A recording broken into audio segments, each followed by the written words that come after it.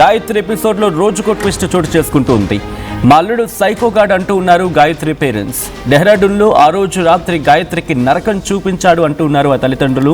Bits పిలానీలో చదివాడని, మంచి future ఉంటుందని పెళ్లికి ఒప్పుకున్నామంటూ చెప్పుకొచ్చారు. పెళ్ళయ్యాక తెలిసింది వాడు పెద్ద సైకోగాడని సత్యవతి చెప్పుకొచ్చారు. ఉన్నత కుటుంబంలోకి వెళ్ళిందని, గాయత్రి సంతోషంగా ఉంటుందని అనుకున్నామంటూ చెప్పుకొచ్చారు సత్యవతి. కానీ వాడంత నీచుడని పసిగట్టలేకపోయాము అంటూ కూడా బాధను వ్యక్తం చేస్తున్నారు ఆమె. పెళ్ళైన 3 నెలలకే టార్చర్ స్టార్ట్ చేశాడంటూ ఉన్నారు సత్యవతి. వాడి చిత్రహింసల గురించి తనతో గాయత్రి చెప్పిందంటూ చెప్పుకొచ్చారు ఆమె. అయితే కొద్ది రోజులకు సర్దుకుంటుందని నచ్చజెప్పానంటూ సత్యవతి బాధపడుతూ చెప్పుకున్నారు. అనుమానంతో వీడియో కాల్స్ చేసి మానసికంగా వేధించాడు అంటూ కూడా ఆమె తన కూతురు విషయంలో బాధపడుతున్నారు. శ్రీచరణ్ను ఉరితీయాలంటూ ఉన్నారు గాయత్రి పేరెంట్స్.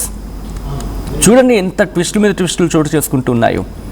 బహుశా ఆయన ఏ తల్లిదండ్రులు అనుకుంటారు, ఈరోజు కాకపోతే రేపు, రేపు కాకపోతే ఎల్లుండు, దట్టు చదువుకున్నవాడు, మంచి ఉద్యోగంలో ఉన్నవాడు, ఉన్నత స్థాయిలో ఉన్నవాడు, బాగా చదువుకున్నాడు కాబట్టి ఈరోజు కాకపోతే రేపు, రేపు కాకపోతే ఎల్లుండు, కొత్తగా పెళ్ళింది కాబట్టి కాస్త సర్దుకుంటే ఇష్యూస్ క్లియర్ అయిపోతాయని చెప్పి ఆ పేరెంట్స్ కూడా అనుకున్నారు.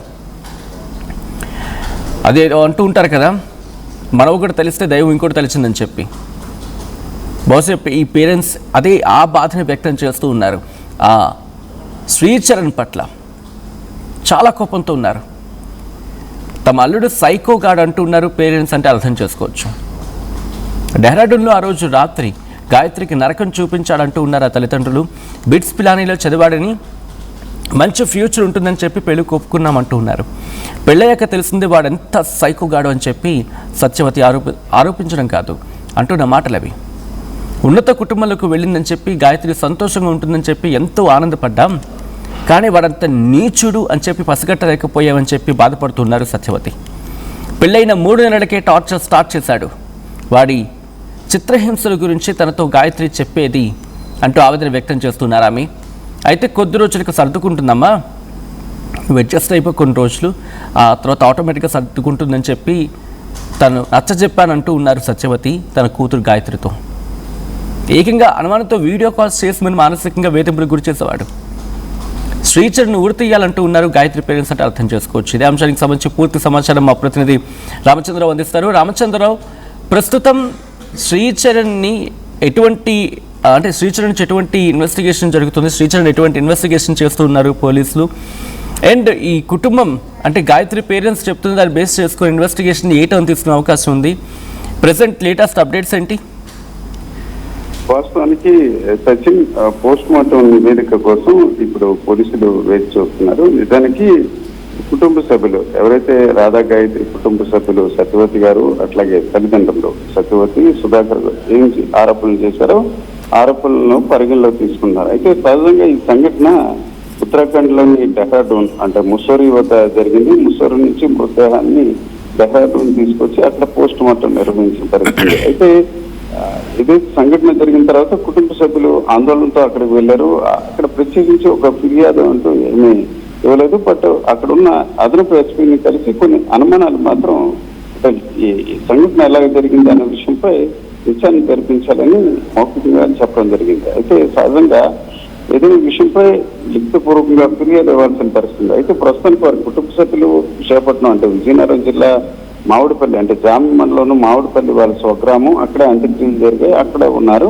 అయితే 11 రోజుల ప్రక్రియ అయిన తర్వాత తిరిగి పోలీస్ స్టేషన్కి వెళ్ళాలనే ఆలోచనతో, వాళ్ళు ముస్సోరీ వెళ్ళాలన్న ఆలోచనతో ఉన్నారు. మనం వారితో మాట్లాడడం జరిగింది. సత్యవతి తొలిదశ నుంచి ఎవరైతే రాధా గాయత్రి తల్లి తన కుమార్తెను ఒక చిత్రహింసలకు గురి చేశారు. సహజంగా చూసుకుంటే ఎవరైతే శ్రీచరణ్ కుటుంబ సభ్యులైతే మంచి కుటుంబం అన్న కోణంలో ఇచ్చారో, వీరికి సమీప బంధువు ఎవరైతే ఉన్నారో వారి ద్వారా 14 సంవత్సరాలుగా వీరి చినముషవాడ ప్రాంతంలో ఒక ఇంట్లో ఉంటున్నారో అక్కడ పరిచయం ఉన్న వారి ద్వారా ఈ శ్రీచరణ్ సంబంధించిన ప్రొఫైల్ చూస్తే చాలా చదువు పరంగా చాలా విజయవంతుడు. అతను బిట్స్ పిలానీలో MBA చేశాడు.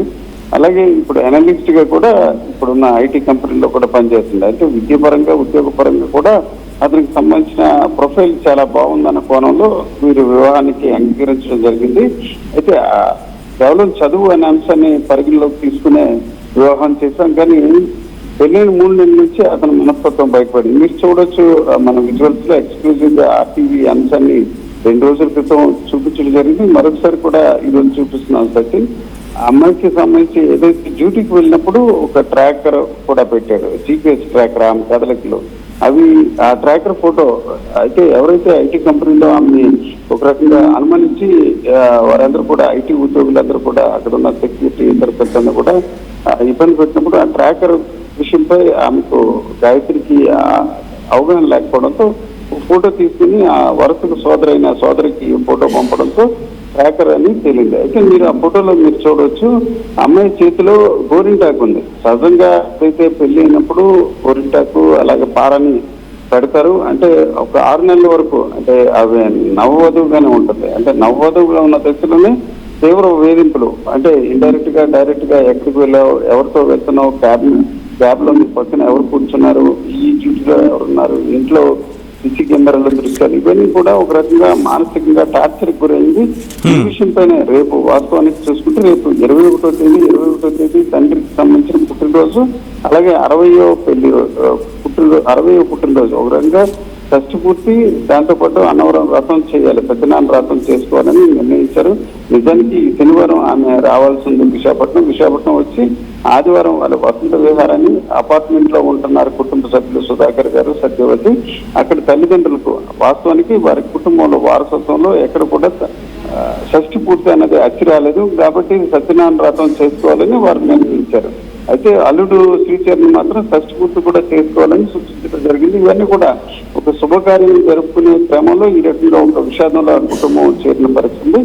దశలో విశాఖ పోలీసులు డీసీపీ లతా మాధురి కూడా దీనికి సంబంధించి వారు లిఖితపూర్వకంగా ఫిర్యాదు ఇవ్వడం జరిగింది. గురువారం డీసీపీని కలిసి దానికి సంబంధించిన ఫిర్యాదు ఇవ్వడం జరిగింది. విశాఖ పోలీసులు కూడా ముస్సూరి డెహ్రాడూన్ పోలీసులతో కూడా సంప్రదింపులు జరుపుతున్నారు. అక్కడ పోస్ట్ మార్టం నివేదిక ఆధారంగా కూడా చర్యలు తీసుకునే అవకాశం ఉంది. ప్రస్తుతానికైతే సహజంగా హిందూ సాంప్రదాయంలో 11 రోజుల ప్రక్రియ జరుగుతుంది. ఆ ప్రక్రియలో భాగంగా కుటుంబ సభ్యులు కూడా ఆరోపణలు చేశారు, కానీ ఇతర అంశాలపై కొంత వ్యవహారంపై కొంత నెమ్మదిగా ఉన్నారని చెప్పుకోవచ్చు. ఆశ్చర్యకరం ఏంటంటే సచిన్, ఈ ఎవరైతే చనిపోయిన లతా మాధురి, ఎవరైతే రాధా గాయత్రికి సంబంధించిన అంత్యక్రియల దహన సంస్కారాలంతా కూడా తండ్రి చేశారు. అంటే వాస్తవానికి వారి ఇంటి పేరు కోడలు కాబట్టి తమ వారసత్వంగా భావించి వారి కుటుంబ సభ్యులు మొదటి నుంచి కూడా సత్యవతి కుటుంబ సభ్యులు ఎవరైతే మన అమ్మాయి చనిపోయిన వ్యక్తి ఉన్నారో వారికి సంబంధించి అత్తమామలు చాలా కూతురులాగే చూసుకుంటున్నారు. నిజానికి చూసుకుంటే ఢిల్లీలో కూడా ఆమె అత్తమామలు అలాగే ఆడపడుచుతో కలిసి నివసిస్తున్నారు.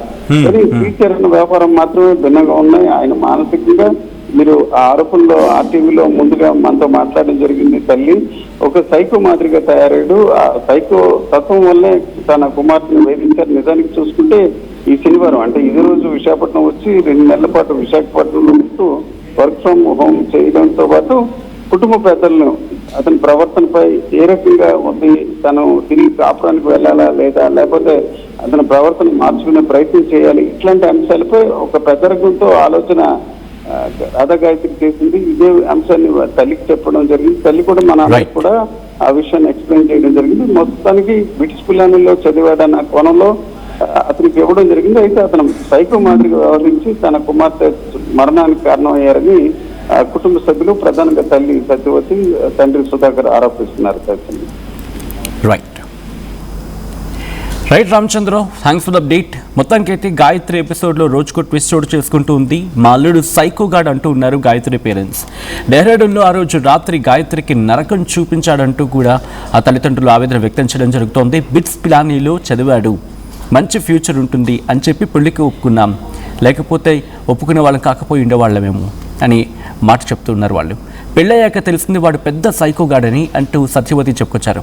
ఉన్నత కుటుంబంలోకి వెళ్ళిందని గాయత్రి సంతోషంగా ఉంటుందని చెప్పి అనుకున్నాం, కానీ వాడంత నీచుడు అని చెప్పి మేము పసిగట్టలేకపోయాం అంటూ బాధపడుతుందా తల్లి.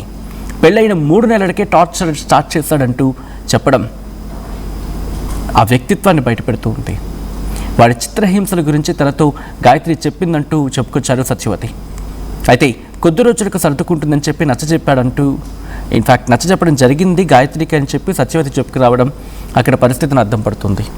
మీరు చూడొచ్చు జీపీఎస్ ట్రాకర్, అది ఎంత అనుమానం అంటే జీపీఎస్ ట్రాకర్ కూడా తన బ్యాగ్లో దొరికిందంటే అర్థం చేసుకోండి.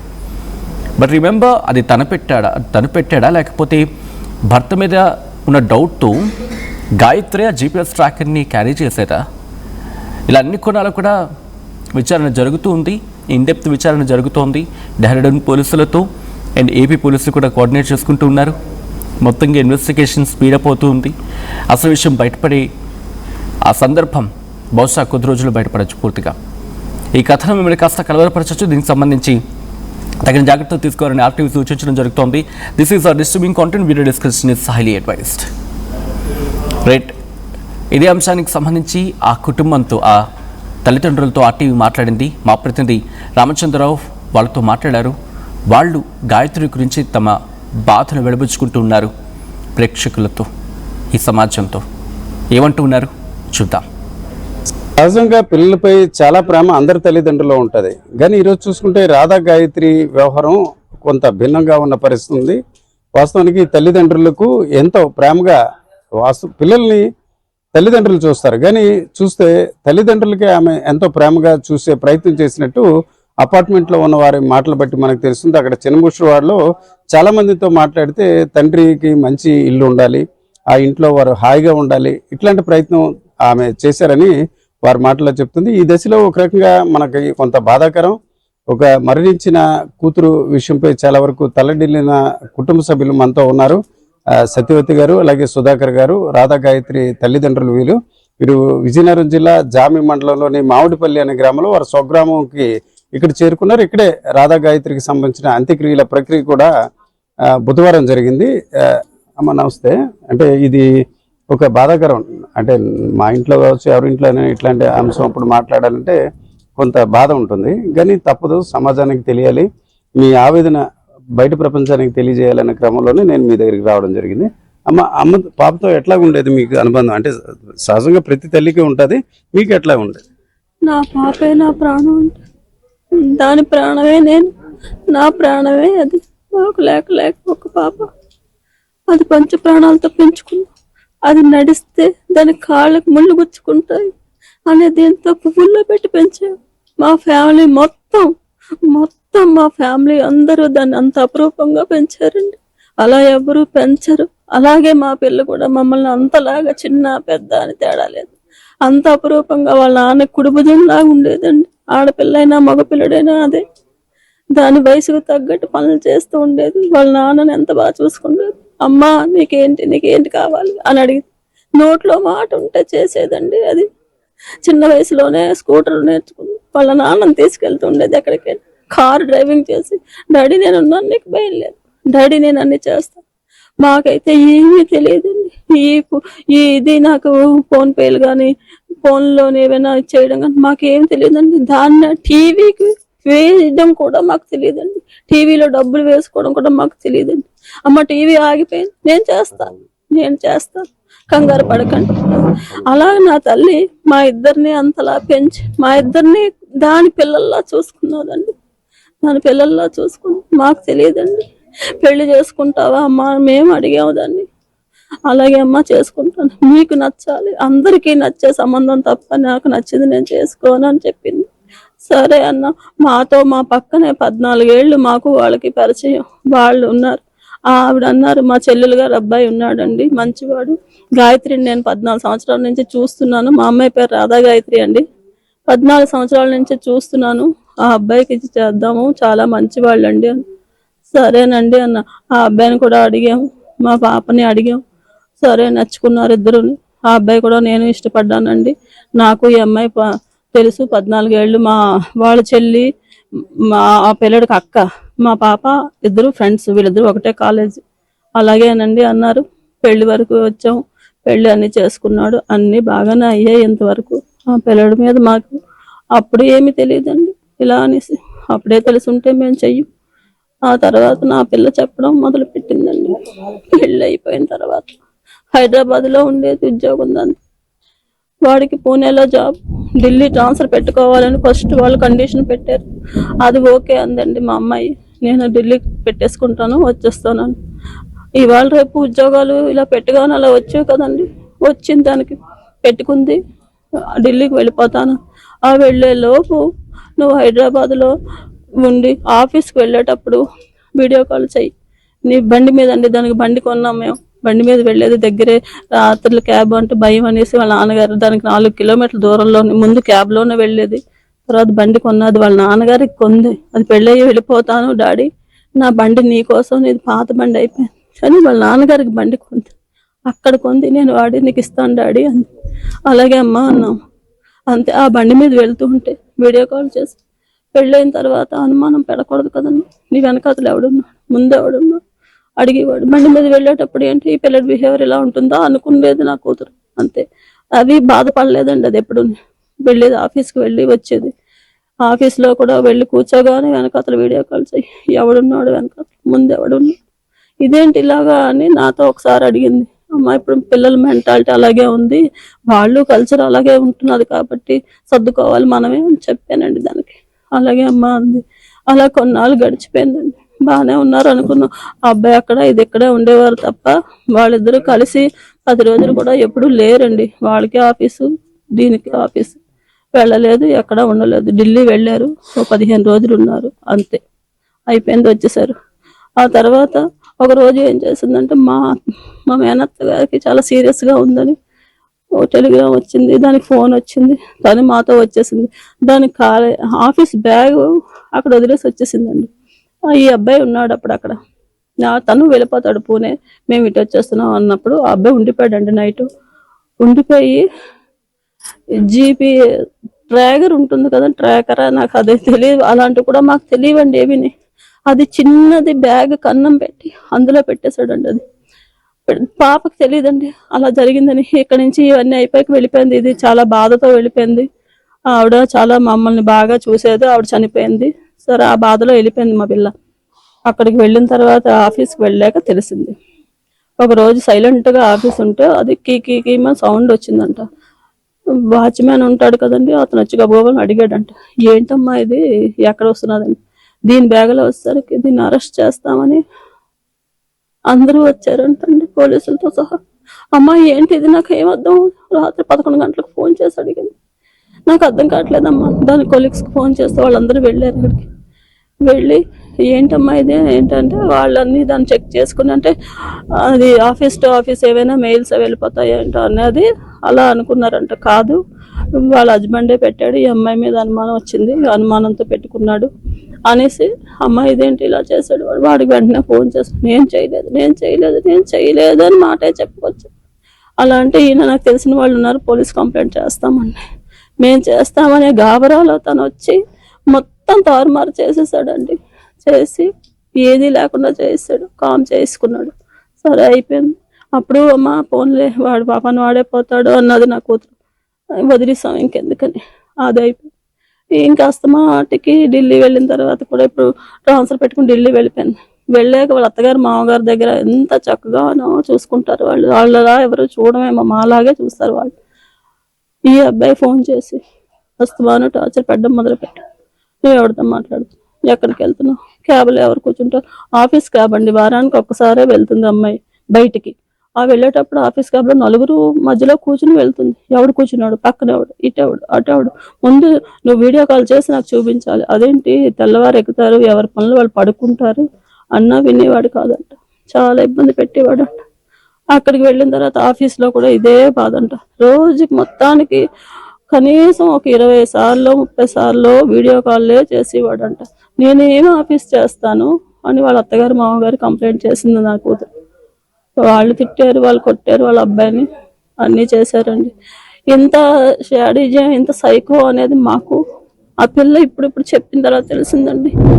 ఇప్పుడు టూర్ వెళ్ళారు, వెళ్ళినప్పుడు కూడా నేను అడిగానమ్మా, వాళ్ళ అత్తగారిని పర్సనల్గా అడిగాను, ఏమండి వాళ్ళిద్దరు ఎలా ఉన్నారు, వాళ్ళు బాగుంటేనే పంపించండి లేకపోతే వద్దు అంటే. నేను అదే అడుగుతానండి, వాళ్ళు ఏమనుకుంటారో అన్నది. ఏమనుకోరు, రాత్రి అడుగుతాను, అలా అంటేనే పొద్దున్న వెళ్తారు అన్నారండి. 13వ తారీఖుని శుక్రవారం ముందు రోజు రాత్రి అడిగిందిట, బాగానే ఉన్నారు. ఆ అమ్మాయి కూడా చెప్పిందంట, లేదు బాగానే ఉన్నాం అన్నారట. అంతే వెళ్ళిందండి, తీసుకెళ్ళాడు. అమ్మ, ఎక్కడి నుంచి బయలుదేరారు ఇద్దరు? అంటే గురుగావ్ నుంచి బయలుదేరారా లేకపోతే అంటే వీళ్ళు ఢిల్లీలో అమ్మాయి ఉంటుందా? ఢిల్లీలో ఉంటుందండి. ట్రాన్స్ఫర్ ఫిబ్రవరిలోనే ఢిల్లీకి పెట్టుకుందండి. మేమిద్దరు వెళ్ళాము, తీసుకెళ్లి దింపామండి. ఢిల్లీ తీసుకెళ్ళి అత్తగారు మామగారికి అప్పచెప్పేసారు. శ్రీచరణ్ కూడా పూణే నుంచి ఢిల్లీ లేదు, శ్రీచరణ్ ఢిల్లీ పూణేలోనే జాబ్. ఆ అబ్బాయి ఇప్పుడు 5వ తారీఖుని ఢిల్లీ వెళ్ళాడండి అబ్బాయి. వాళ్ళంతా గారాబంగా చూసుకుంటున్నారు. ఈ చిన్నదే కదా అని మేము సర్ది చెప్పేవారు నా కూతురికి తప్ప, వద్దమ్మా వచ్చి అని ఏ రోజు చెప్పలేదండి. అది ఫైనల్ గా చెప్పడం ఏంటంటే నిన్న రావాలండి నా కూతురు, నిన్న మా ఇంటికి రావాలి చెప్పింది. అమ్మా నేను వచ్చానంటే 2 నెలల వరకు హోమ్ తెచ్చుకుని వస్తాను, మీ అందరితోనే కూర్చొని మాట్లాడతానమ్మా, మాట్లాడి మీరు ఏ నిర్ణయం చెప్తే అదే తీసుకుంటాను అని చెప్పిందండి నా కూతురు నాకు. ఏమమ్మా నన్ను ఎందుకో నాకు అలా అనిపించింది, మేము వస్తాము అని అంతే. ఈ మధ్యలో నా అబ్బాయి బర్త్డేకి వెళ్తున్నారు అని వాళ్ళ అత్తగారు చెప్పారు. వెళ్తున్నారు, బాగానే ఉన్నారా అండి అని అడిగాను. బాగున్నారండి అన్నారు ఆవిడ అని.